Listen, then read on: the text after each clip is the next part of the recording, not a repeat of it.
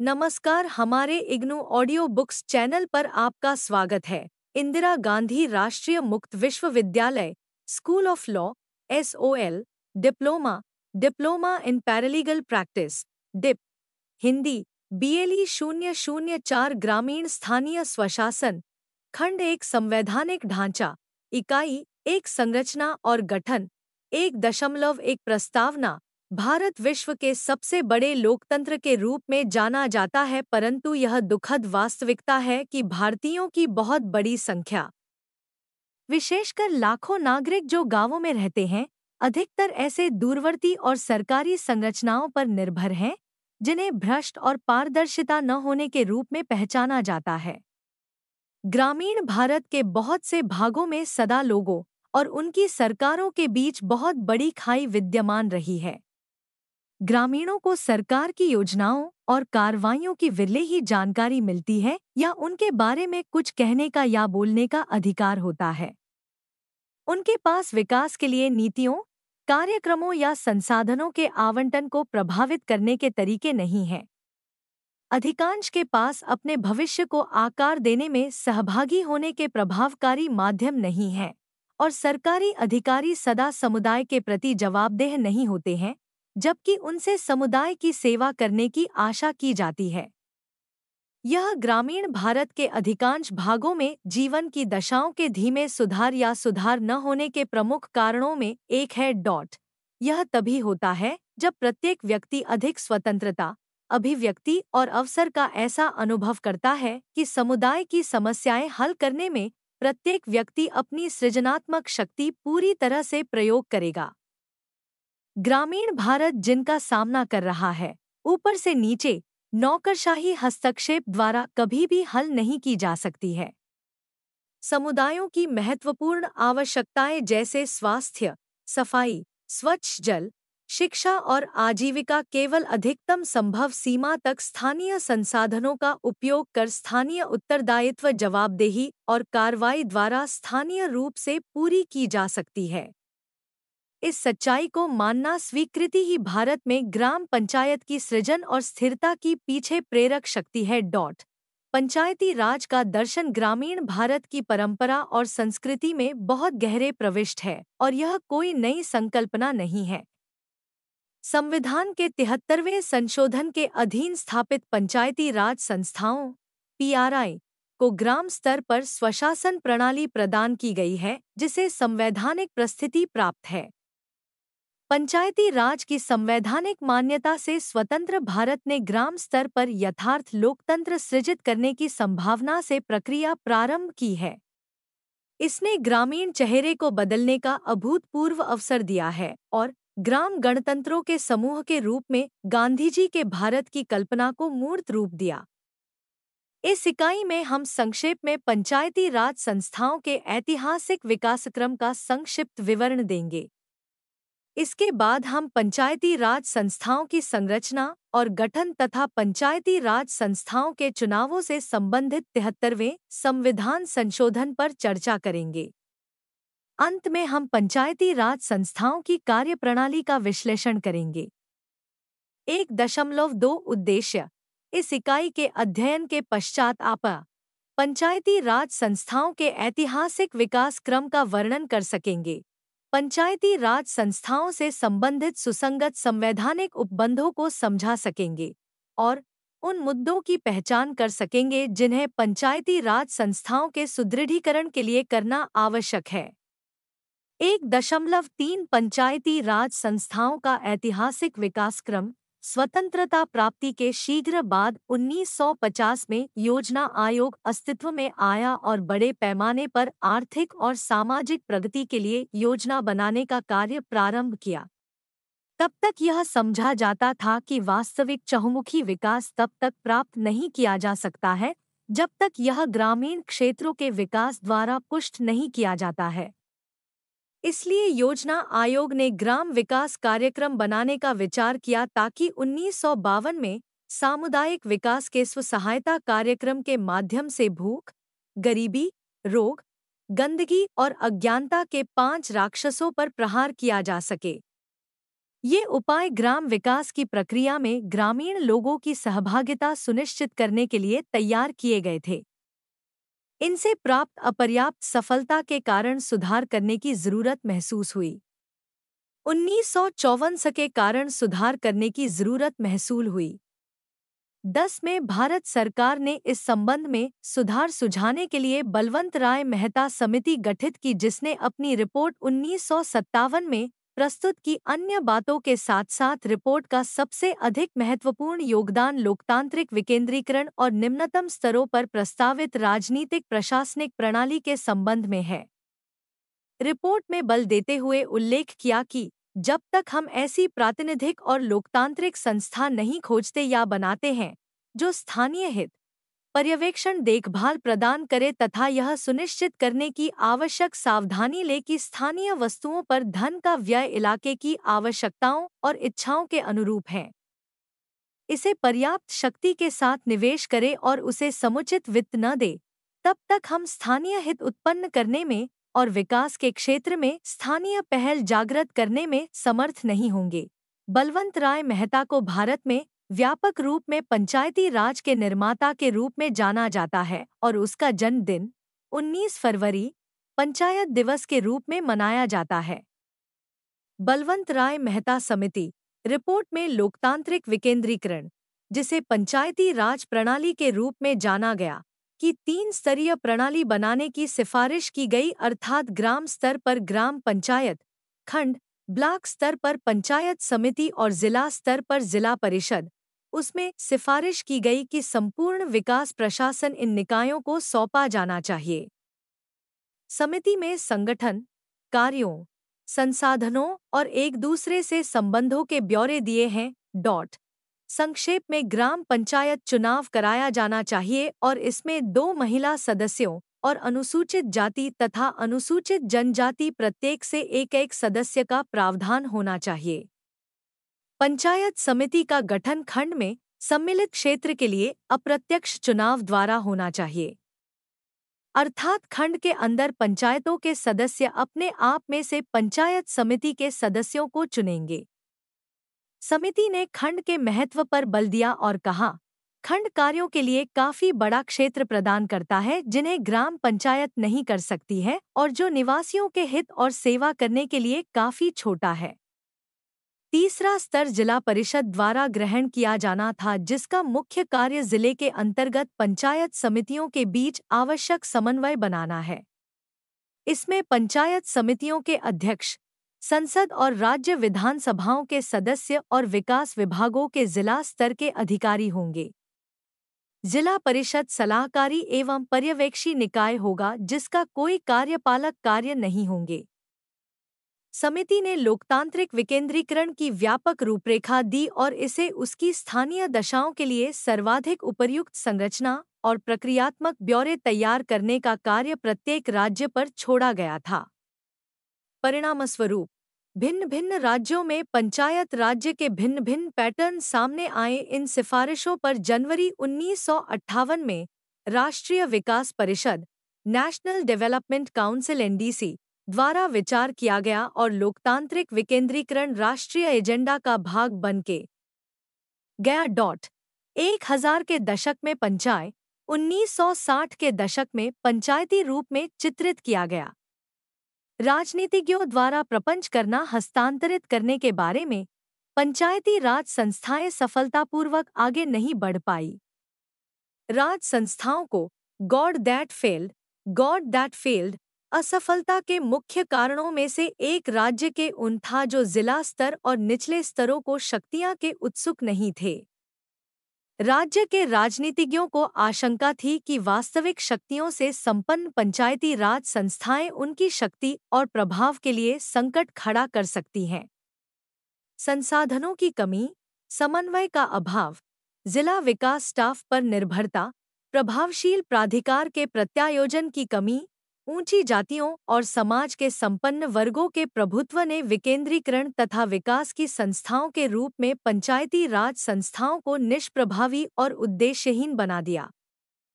1970 के दशक मध्य तक केंद्र और राज्यों दोनों में सरकारें उन पंचायती राज संस्थाओं के प्रति उदासीन हो गई जो समाप्त हो गई थी।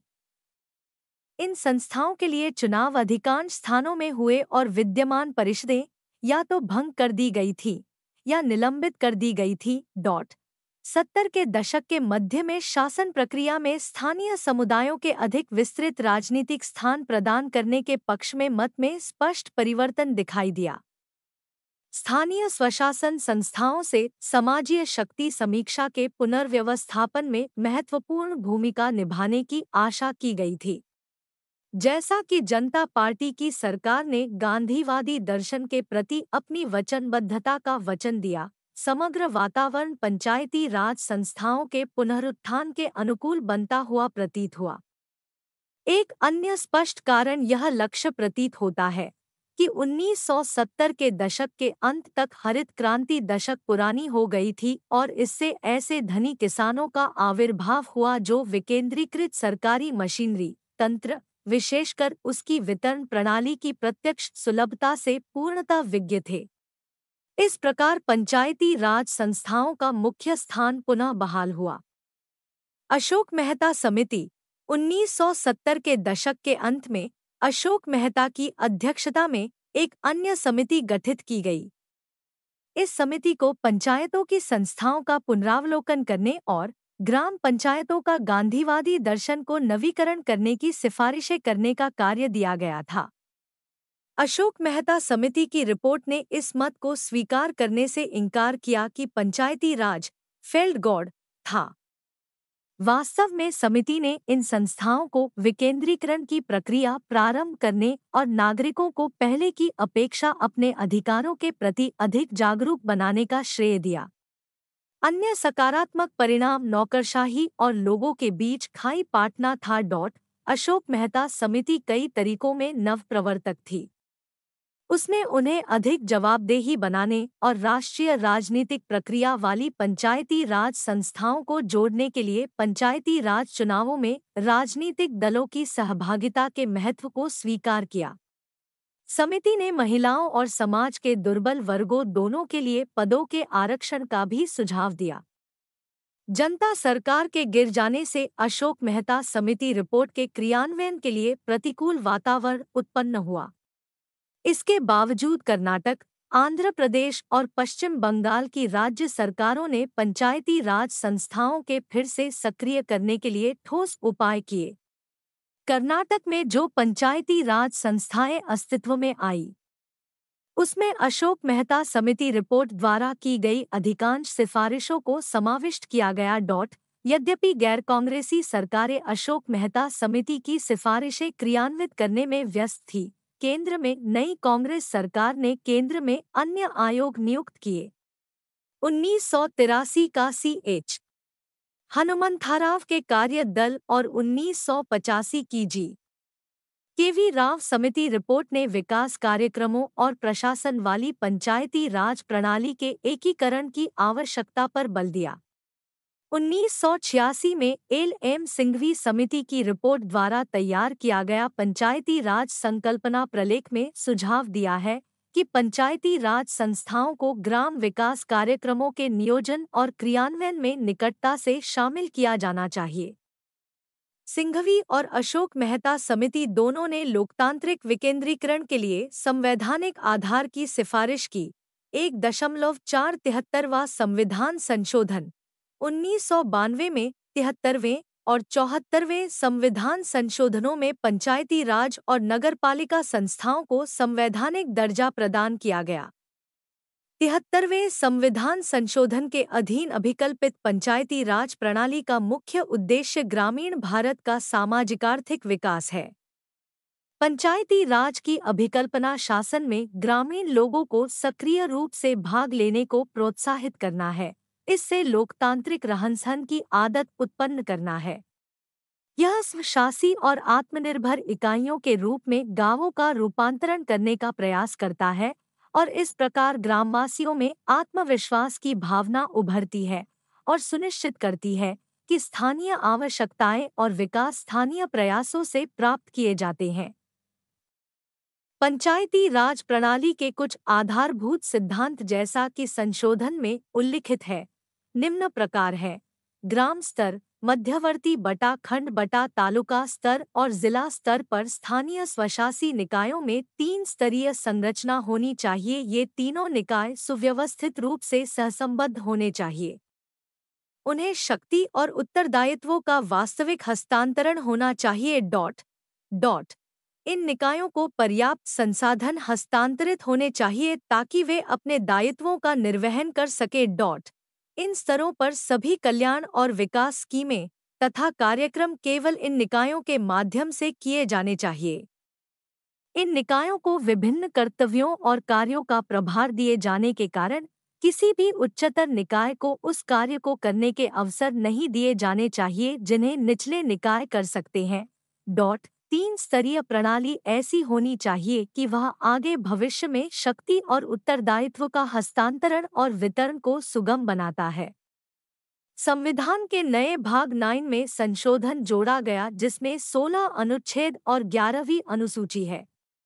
11वीं अनुसूची में 29 विषय हैं जिन पर पंचायतों का प्रशासनिक नियंत्रण है।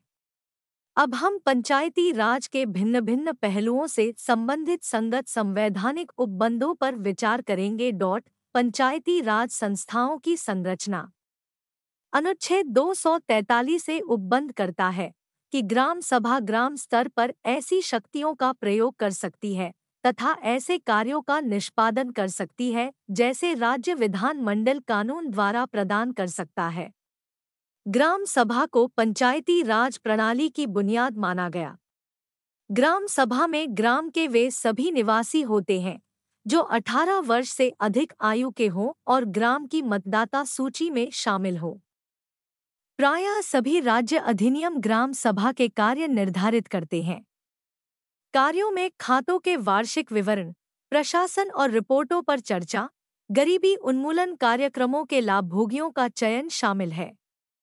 विकास योजनाओं का अवलोकन और क्रियान्वयन की विधियां और मॉनिटरिंग ग्राम सभा द्वारा की जानी चाहिए। हरियाणा, पंजाब और तमिलनाडु के राज्य अधिनियम ग्राम सभा को बजट का अनुमोदन करने की शक्ति देते हैं। डॉट पंचायती राज प्रणाली में केवल ग्राम सभा ही स्थायी इकाई है।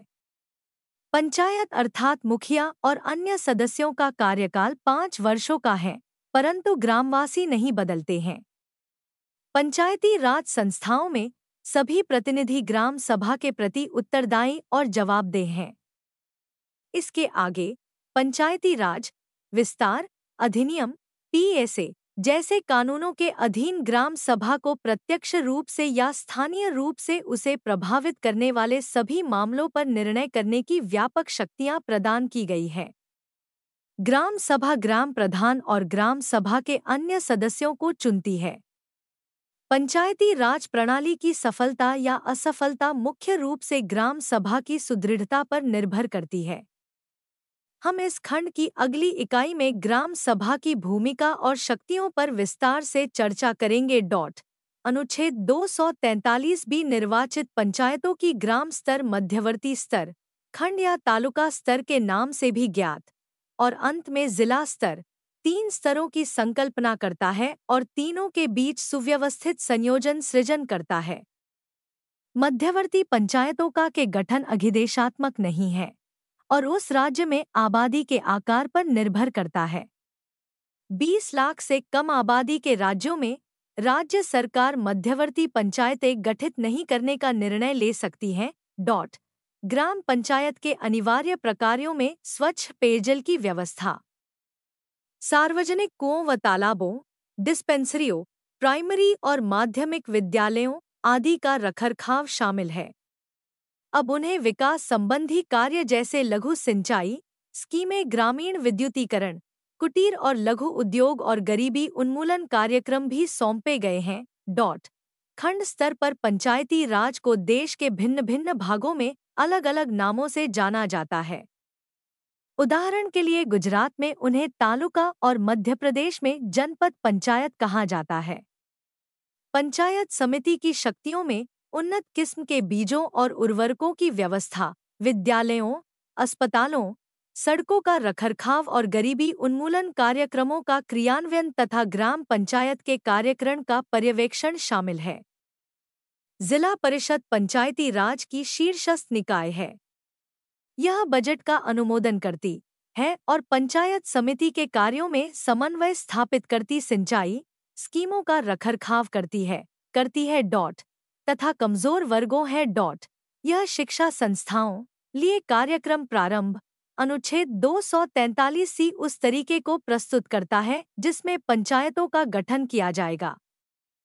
राज्य विधानमंडल अपने राज्यों के अंदर विभिन्न पंचायतों की राज्य क्षेत्रीय सीमाएं निर्धारण करते समय जहां तक व्यावहारिक हो सकता है सुनिश्चित करेगा कि सभी पंचायतें आकार में एक समान हैं। इसके अलावा सीटों की संख्या और पंचायत के क्षेत्र की जनसंख्या के बीच अनुपात स्थिर बनाए रखा जाएगा।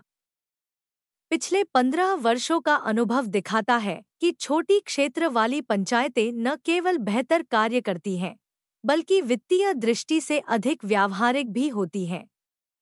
ग्राम पंचायत स्तर भी पंचायत में सभी सीटें पंचायत के क्षेत्रीय अधिकार क्षेत्र से प्रत्यक्ष निर्वाचन द्वारा भरी जाएंगी। सीटों का आरक्षण संवैधानिक स्कीम पंचायती राज प्रणाली के विभिन्न स्तरों में महिलाओं और अनुसूचित जातियों तथा अनुसूचित जनजातियों के सदस्यों के लिए अनिवार्य आरक्षण प्रदान कर जाति और जेंडर स्त्री पुरुष भेदभाव दूर करने का प्रयास करती है। अनुच्छेद 243D पंचायत संस्थाओं के लिए और अध्यक्षों की पदस्थिति के लिए 33% आरक्षण प्रदान करता है। ग्रामीण महिलाएं जो शताब्दियों से कुपोषण, निरक्षरता तथा शक्तिहीनता की दशाओं में रहती हैं, अब इन्हीं समस्याओं को दूर करने में नेतृत्व की भूमिका ले रही हैं। इसके अलावा यह अनुच्छेद उस पंचायत में जनसंख्या में उनके अनुपात के अनुसार अनुसूचित जातियों और अनुसूचित जनजातियों के लिए इन निकायों में सीटों का आरक्षण प्रदान करता है। उदाहरण के लिए, यदि अनुसूचित जाति के समुदाय के नागरिक स्थानीय जनसंख्या में 17% है तो पंचायती राज संस्थाओं में सीटों का 17% उनके लिए आरक्षित होगा। अनुसूचित जातियों और अनुसूचित जनजातियों के लिए आरक्षित कुल सीटों की 1/3 सीटें इन समुदाय की महिलाओं के लिए आरक्षित होंगी। इस प्रकार उपर्युक्त उदाहरण में न केवल अनुसूचित जातियों और अनुसूचित जनजातियों की महिलाओं के लिए 17% सीटें आरक्षित होंगी, बल्कि 17% का 1/3 भाग अनुसूचित जाति और अनुसूचित जनजाति समुदाय की महिलाओं के लिए भी आरक्षित होंगी, जो महिलाओं के लिए 33% आरक्षण में गिनी जाएंगी। राज्य में उपलब्ध अध्यक्षों के पदों की कुल संख्या में उस राज्य की जनसंख्या में उनके अनुपात के अनुसार अनुसूचित जातियों और अनुसूचित जनजातियों के लिए सीटों का आरक्षण होगा। राज्य में उपलब्ध अध्यक्षों के पदों की कुल संख्या का 33% महिलाओं के लिए आरक्षित होगा, परंतु महिलाओं के लिए आरक्षित पदों का निर्धारण आवर्तन रोटेशन के आधार पर होगा, ताकि किसी न किसी समय प्रत्येक पंचायत की अध्यक्ष महिला हो। आरक्षण की सीमा पर जो इस उपबंध के अधीन अनुमत्य है, कृष्ण कुमार मिश्रा बनाम बिहार राज्य के मामले में बहस हुई, जहां पटना उच्च न्यायालय के समक्ष निम्नलिखित मुख्य मुद्दे उजागर हुए। 1. पंचायत चुनावों में आरक्षण की संवैधानिक वैधता। 2. पंचायत चुनावों में आरक्षण की अनुमत्य सीमा का निर्धारण।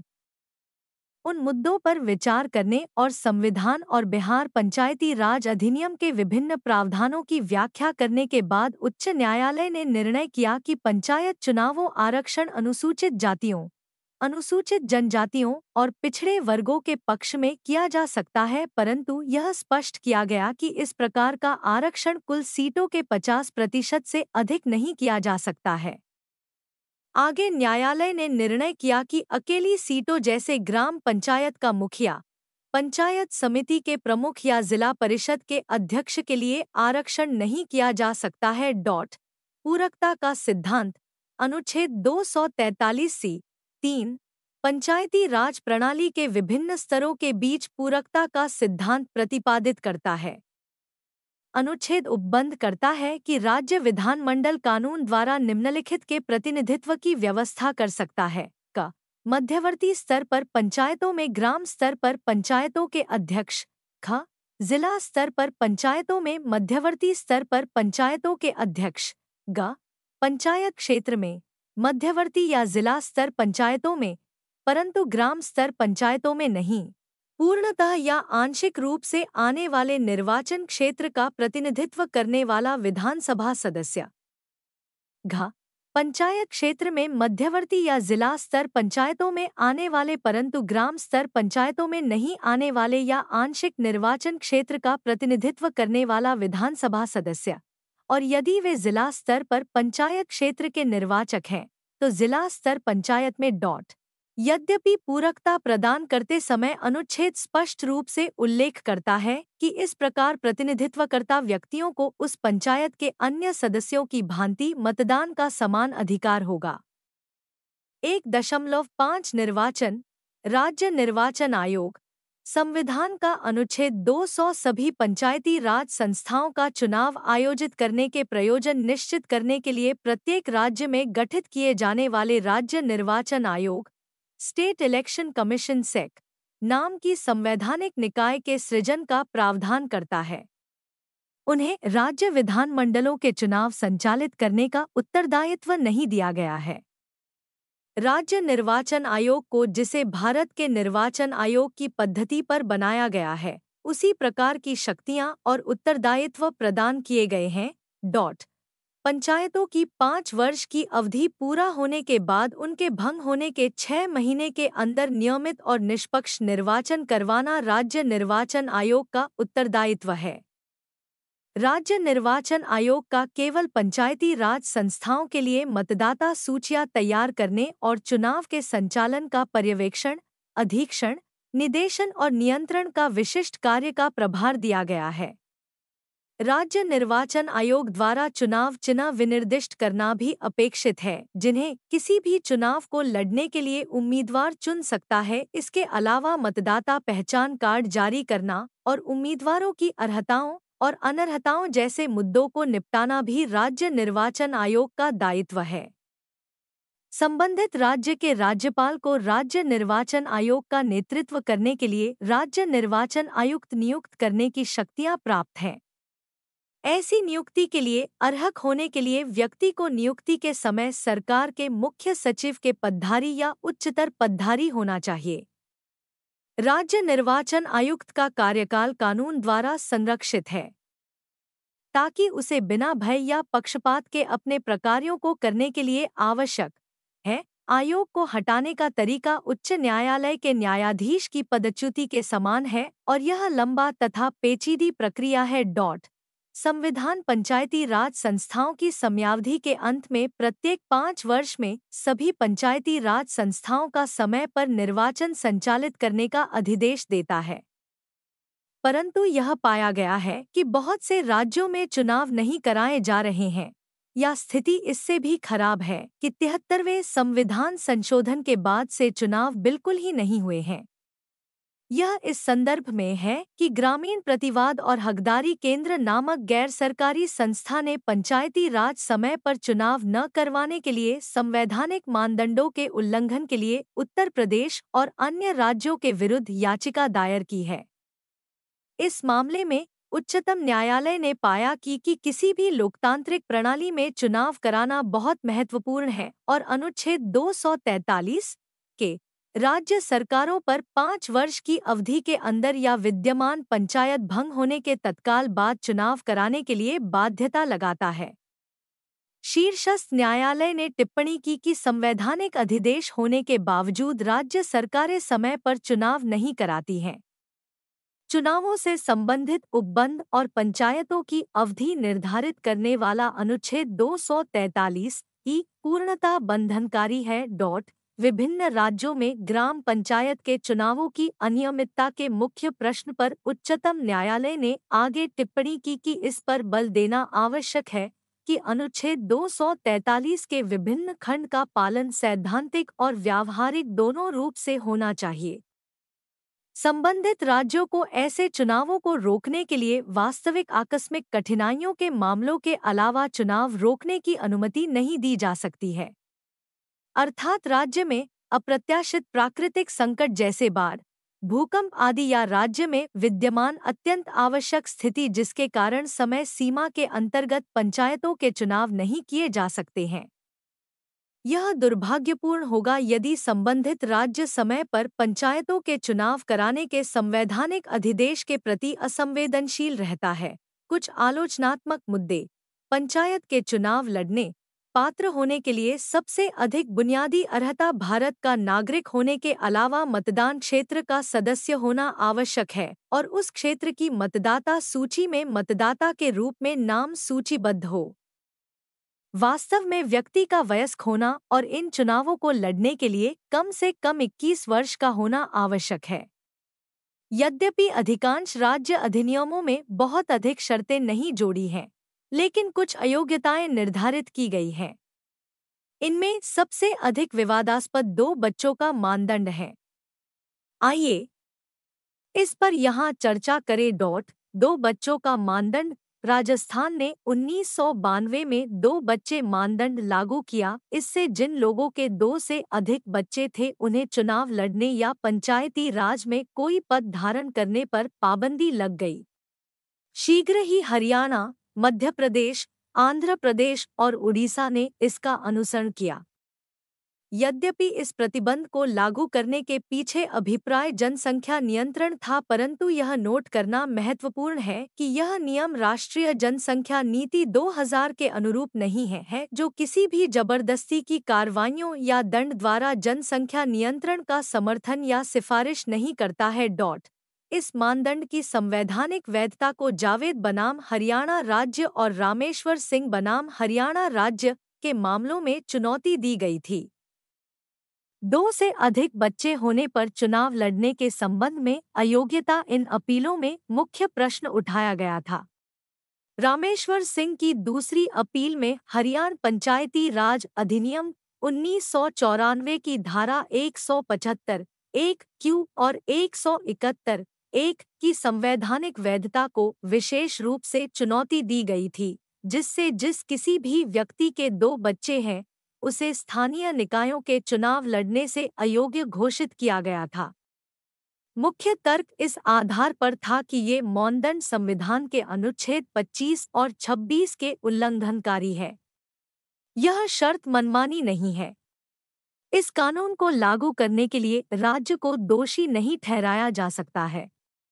इस अधिनियम में अंतर्विष्ट अयोग्यता न तो मनमानी है और न ही विभेदकारी अयोग्यता जनता का सामाजिक आर्थिक कल्याण और स्वास्थ्य देखभाल चाहती है और राष्ट्रीय जनसंख्या नीति के संगत है। अपीलों को अस्वीकार करते हुए उच्चतम न्यायालय ने निर्णय किया 2 से अधिक बच्चे होने पर चुनाव लड़ने के अधिकार संबंधी अयोग्यता किसी मौलिक अधिकार का उल्लंघन नहीं करता है। इन मानदंडों में अंतर्निहित भावना यह है कि निम्नतम स्तर के नेता ग्रामीण समुदाय के लिए आदर्श होंगे, जिससे शेष ग्रामीण समुदाय पर प्रभाव पड़ेगा।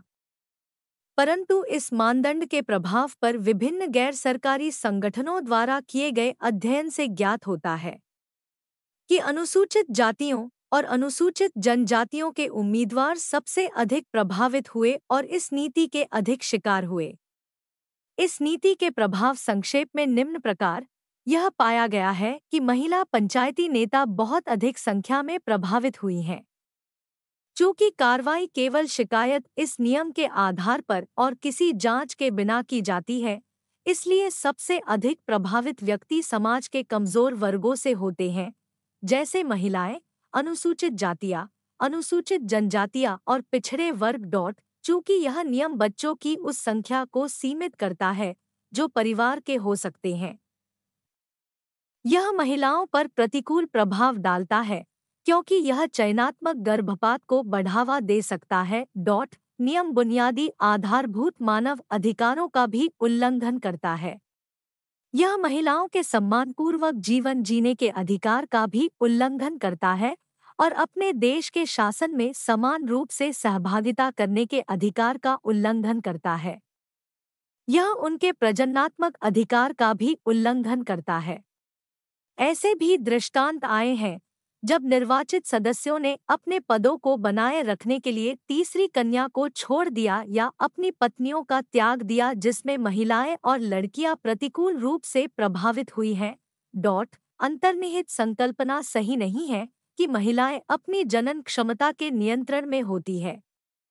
महिला के रूप में विशेषकर ग्रामीण भारत में अभी भी अपनी जनन क्षमता पर पूरी तरह से नियंत्रण नहीं है या बच्चों की संख्या में कोई अधिकार है। यद्यपि इस मानदंड की संवैधानिक वैधता की चुनौती की उच्चतम न्यायालय द्वारा परिपुष्टि की गई, परंतु भारी संघर्ष और प्रचार के बाद विभिन्न गैर सरकारी संगठनों और सामाजिक कार्यकर्ताओं ने साथ साथ कार्य करते हुए इस मानदंड के प्रतिकूल प्रभाव के बारे में कुछ राज्य सरकारों को स्वीकार कराने में समर्थ हुए। परिणामतः अप्रैल 2005 में हिमाचल प्रदेश उन कुछ राज्यों में से एक ऐसा राज्य बना जिन्होंने इस कानून को समाप्त किया। आशा है कि अन्य राज्य भी इसका अनुसरण करेंगे।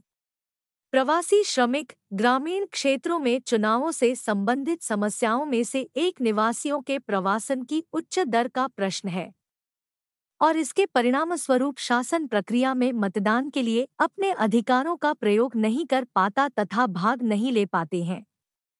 यह देखा गया है कि पिछले वर्षों के दौरान ग्रामीण क्षेत्रों में बेरोजगारी की समस्या के कारण प्रवासी श्रमिकों की संख्या बढ़ी है। कश्मीर और देश के अन्य भागों के प्रवासियों के लिए मतदान अधिकार प्रदान करने के लिए की गई व्यवस्था की तरह इस समस्या के समाधान के सुझाव आए हैं। जीवित रहने के लिए काम की खोज में अपने गांवों बटा मतदान क्षेत्रों से बाहर जाने वाले कामगारों के मतदान के अधिकार की गारंटी देना ही न्यायसंगत है। यद्यपि यह स्वीकार किया गया है कि मतदाताओं की सूची बनाने के लिए कर्मचारियों और पारगमन के दौरान सुरक्षा भंग के लिए संरक्षण दोनों के अनुसार क्रियान्वित करने के लिए फंड और प्रयास की आवश्यकता होगी। आगे चलकर यह लाभकर होगा। 73वें संविधान संशोधन द्वारा क्रांतिकारी परिवर्तन लाने के बावजूद यह कुछ गंभीर प्रतिबंधों सीमाओं से आबद्ध है। एक, ग्राम सभा की भूमिका और शक्तियों के बारे में अस्पष्टता ambiguity about the role and powers of ग्राम सभा। संवैधानिक संशोधन ग्राम सभा की शक्तियों और कार्यों का उल्लेख नहीं करता है। यह केवल कहता है कि ग्राम सभा उन कार्यों का निष्पादन करेगी जो उसे राज्य विधानमंडल द्वारा सौंपे जाते हैं। अधिकांश राज्यों द्वारा बनाए गए कानूनों में ग्राम सभा को शक्तिहीन निकाय बना दिया गया है, जो ग्राम पंचायत द्वारा किए गए निर्णयों पर नेमी तौर पर रबर स्टाम्प थप्पा लगाएगा। नई दिल्ली में अगस्त 1997 में आयोजित मुख्यमंत्री सम्मेलन ने निर्णय दिया कि सरकारी अधिकारियों या प्राधिकारियों को प्रस्तुत किए बिना खुली बैठकों में लाभों की मंजूरी करने और वितरण करने, पेयजल के पंपों के स्थान का निर्णय करने की शक्ति ग्राम सभा को देना आवश्यक होगा। इस सम्मेलन ने यह निर्णय भी किया कि प्राकृतिक संसाधनों का स्वामित्व ग्राम पंचायत के पास रहना आवश्यक है और ग्राम सभा में ऐसे संसाधनों के प्रबंधन तथा आय से संबंधित निर्णय करने की शक्ति भी रहना आवश्यक है। 2.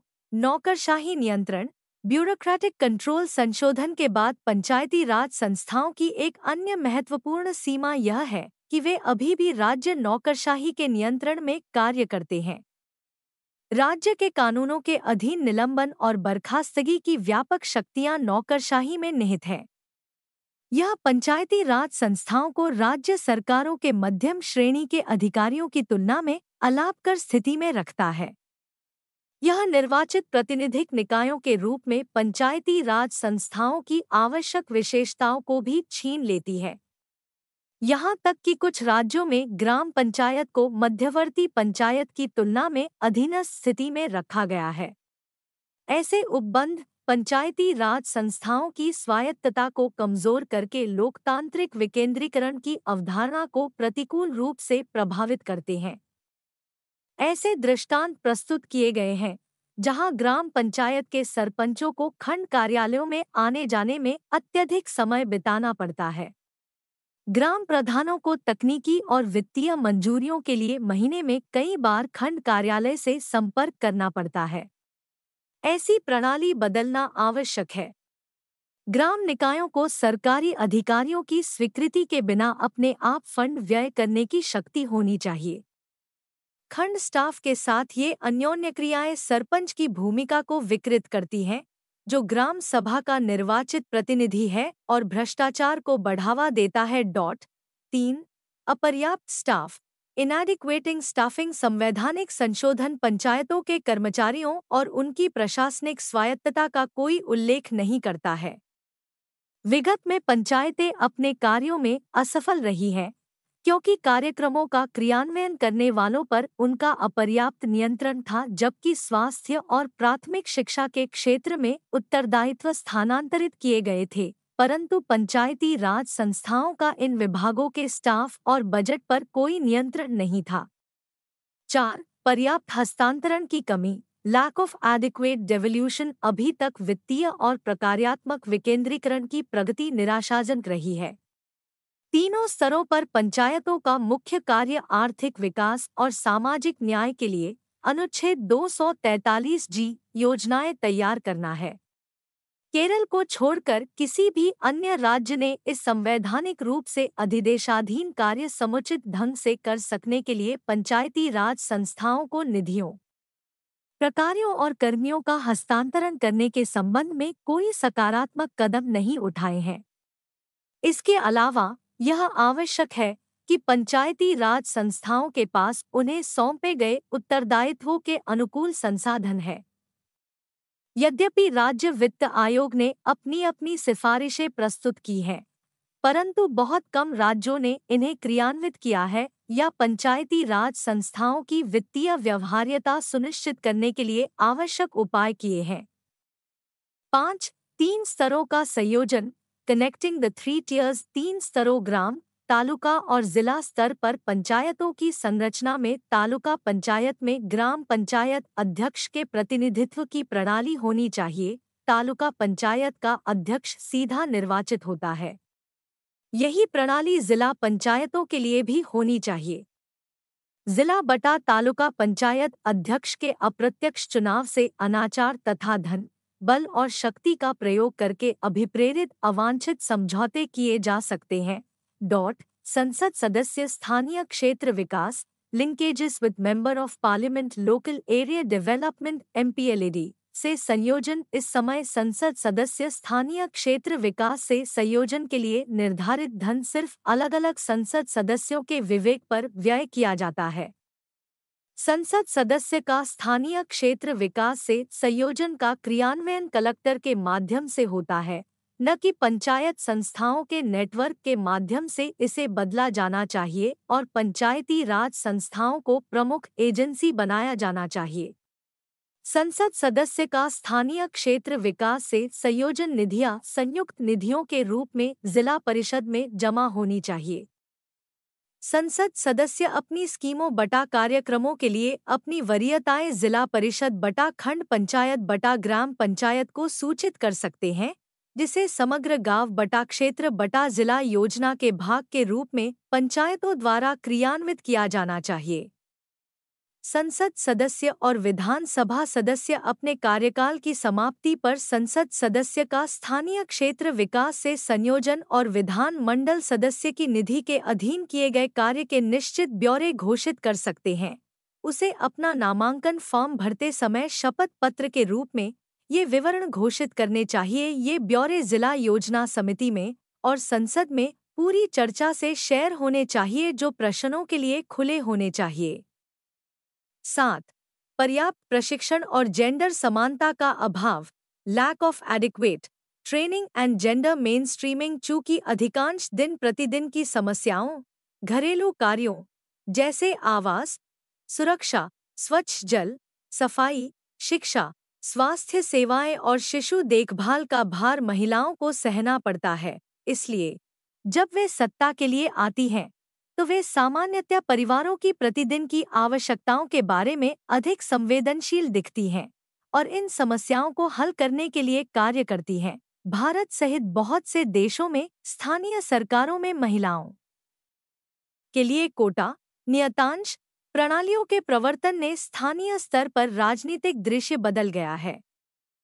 परंतु पंचायतों में महिला प्रतिनिधियों को कतिपय कठिनाइयां, जैसे निरक्षरता, लिखित पत्र व्यवहार द्वारा व्यक्त करने की अक्षमता, वित्तीय और सांख्यिकीय आंकड़ों से परिचित होने की कठिनाई, विविध नियमों और योजना के तकनीकी पहलुओं को समझना, बजट निर्माण, लेखा परीक्षण कार्यभार में वृद्धि, अधिक आशाएं और नए उत्तरदायित्व, कई भूमिकाएं निभाना और विचारों का ध्रुवीकरण का सामना करना पड़ता है। पर्याप्त और सुगम प्रशिक्षण कार्यक्रमों से इन समस्याओं का हल हो सकता है और इसमें महिलाओं को पंचायत के सदस्यों के रूप में सार्थक रूप से सशक्त किया जा सकता है।